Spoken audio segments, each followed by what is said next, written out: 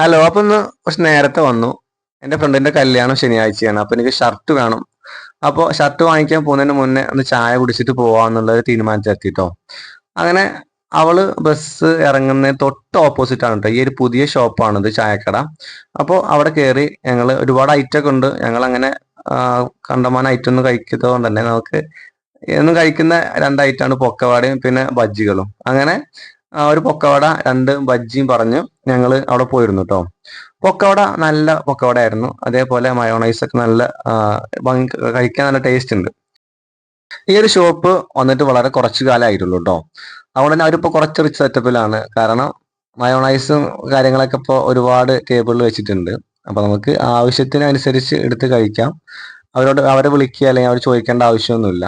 ഇപ്പൊ ഏകദേശം കടകളൊക്കെ മയോണൈസ് ഒക്കെ തരാൻ കുറച്ച് മടി കാണിച്ച് തുടങ്ങുന്ന സമയമാണ്. ഇവര് ചിലപ്പോൾ കുറച്ച് ഭാവിയിൽ അങ്ങനെ ആയിക്കോളും. പൊക്കവട നല്ല ടേസ്റ്റ് ആയിരുന്നു കേട്ടോ. മയോണൈസും കൂട്ടി കഴിക്കാനൊക്കെ നല്ല രുചിയായിരുന്നു. ഒപ്പം പറഞ്ഞ ബജ്ജി എന്തോ അത്രക്ക് ഇഷ്ടപ്പെട്ടില്ല. വേവിന്റെ ഒരു കുറവുണ്ടായിരുന്നു. കുഴപ്പമില്ല, എന്നാലും കഴിച്ചു. അങ്ങനെ ഞങ്ങൾ കടി ഒക്കെ തിന്നുകൊണ്ടിരുന്നപ്പോഴത്തേക്കും ഞങ്ങളുടെ ചായ എത്തിട്ടോ. ചായ അല്ല, അവള് കാപ്പി പറഞ്ഞു, ഞാൻ പൂസ്റ്റും പറഞ്ഞു. അങ്ങനെ ചായ കുടിയൊക്കെ കഴിഞ്ഞു കേട്ടോ. പെട്ടെന്ന് കഴിക്കണമായിരുന്നു. നമുക്ക് ഷർട്ട് എടുക്കാൻ പോകണം. എത്ര കടകൾ കയറേണ്ടി വരുമെന്നൊന്നും ഐഡിയ ഇല്ല. അങ്ങനെ ചായ കുടിയൊക്കെ കഴിഞ്ഞ് ഞങ്ങൾ പുറത്തോട്ട് ഇറങ്ങിയപ്പോഴാണ് വീട്ടിലേക്ക് എന്തെങ്കിലുമൊക്കെ പാഴ്സൽ കൊണ്ടുപോകാമെന്ന് തീരുമാനിച്ചു കേട്ടോ. നമ്മൾ എത്തിയപ്പോഴത്തേക്കും ഏകദേശം കടികളൊക്കെ തീർന്നിരുന്നു. എന്നാലും ഉണ്ട് അതിൽ അച്ഛനും അമ്മയൊക്കെ കഴിക്കുന്ന ഒരൈറ്റമാണ് ഈ പൊക്കവട കേട്ടോ. ബാക്കിയുള്ള ഐറ്റം ഒന്നും അങ്ങനെ കഴിക്കില്ല. കൊണ്ടുപോയാൽ ചുമ്മാ വെറുതെ വേസ്റ്റായി കളയേണ്ടി വരും. അപ്പോൾ ഞങ്ങൾ പൊക്കവട കുറച്ച് വാങ്ങിച്ചു. അങ്ങനെ അത് പാക്ക് ചെയ്യാൻ പറഞ്ഞു. അങ്ങനെ പാക്ക് ചെയ്ത് നമ്മുടെ ബില്ലും കൊടുത്ത് നമ്മൾ ഇനി തുണിക്കടയിലേക്ക് പോകണം. ഏത് കടയാണെന്നും അല്ലെങ്കിൽ എന്താണെന്നൊന്നും നമ്മൾ പ്ലാൻ ചെയ്തിട്ടില്ല. ഒരു ഷർട്ട് വാങ്ങിക്കണം. ശനിയാഴ്ച ഒരു കല്യാണമുണ്ട്. അപ്പോൾ ഞങ്ങൾ നേരെ വിട്ടു കേട്ടോ. അങ്ങനെ ചായക്കടയിൽ നിന്ന് ഇറങ്ങിയപ്പോഴത്തേക്കും സമയം രാത്രിയായിട്ടോ. അവിടുന്ന് കടയിലേക്ക് പോകണം. ഷോപ്പ് ഏതാണെന്ന് അറിയില്ല, എന്നാലും നമുക്ക് തൊട്ടടുത്തുള്ള ഷോപ്പുകൾ ഏതാണോ ആദ്യം അവിടെ കയറാന്നുള്ള തീരുമാനത്തിൽ അവിടുന്ന് നേരെ വിട്ടത് തൊട്ടടുത്ത ഷോപ്പ് ഉണ്ട് കേട്ടോ. കാറ്റലിസ്റ്റ് എന്നാണ് ആ ഷോപ്പിന്റെ പേര്.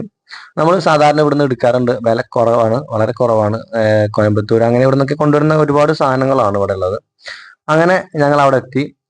മേലോട്ട് കയറണം.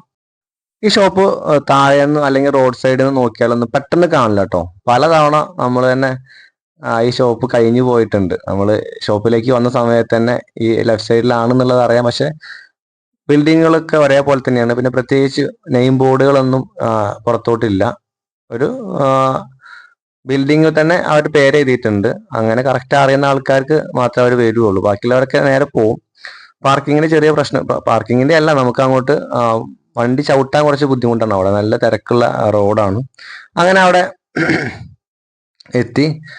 സാധാരണ എനിക്ക് ഒരു ഷർട്ടോ അല്ലെങ്കിൽ ഒരു പാൻറ്റോ ഞാൻ എടുക്കാറുണ്ട് ഇവിടെ നിന്ന്. ഇന്ന് കളക്ഷൻ ഇല്ല എന്നല്ല, നമുക്ക് പറ്റിയ ഒന്നുമില്ല. മാത്രമല്ല എനിക്ക് മാത്രം പറ്റിയാൽ പോരാ, കൂടെയുള്ള ആൾക്കും കൂടി പറ്റേണ്ടത് നിർബന്ധമാണ്. അങ്ങനെ ഇവിടുന്ന് ഒന്നും എടുക്കണ്ട എന്നുള്ള തീരുമാനത്തിൽ ഞങ്ങൾ തിരിച്ചു പോയിട്ടോ. കാരണം ശനിയാഴ്ചയാണ്, നാളെയും മറ്റന്നാളൊക്കെ സമയമുണ്ട്. അങ്ങനെ ഞങ്ങൾ തിരിച്ച് വീട്ടിലേക്ക് പോയിട്ടോ.